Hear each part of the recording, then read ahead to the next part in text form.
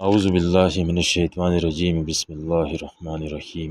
خلفائے راشدین رضی اللہ عنہم کا تکیہ کلام۔ سیدنا صدیق اکبر رضی اللہ تعالی عنہ کا تکیہ کلام لا الہ الا اللہ تھا، یعنی زبان پر اکثر اوقات یہ الفاظ رہتے تھے۔ اس کی وجہ یہ تھی کہ مشاہدہ حق میں اس قدر استغراق نصیب تھا کہ ان کی نگاہ ما سوا کی طرف اٹھتی ہی نہیں تھی۔ حضرت عمر رضی اللہ تعالی عنہ کا تکیہ کلام اللہ اکبر تھا، گویا نظر غیر کی طرف اٹھتی تو تھی مگر تحقیق کی نظر تھی، نظر پہچانتی تھی کہ یہ سب ہیچ ہے، عظمت والی ذات تو صرف اللہ کی ہے۔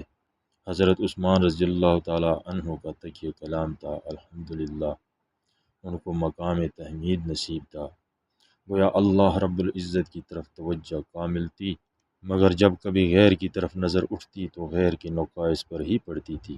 سوچتے تھے کہ مخلوق میں تو ایوب ہیں اور ایوب سے پاک فقط ایک ہی ذات ہے، اس لیے بے اختیار زبان پر الحمدللہ آ جاتا تھا۔ اور سیدنا علی کرم اللہ وجہہ کا تکیہ کلام سبحان اللہ تھا، کیوں؟ اس لیے کہ ان کو مشاہدہ حق میں کمال تو حاصل تھا، لیکن مخلوق کی طرف نظر اٹھتی بھی تو مخلوق کے کمالات پر پڑتی تھی، تو وہ بے اختیار سبحان اللہ کہتے تھے کہ اے کمال والے، تو خود کتنی عظمت والا ہے کہ تو نے مخلوق میں بھی ایسی صفات پیدا کر دی ہیں۔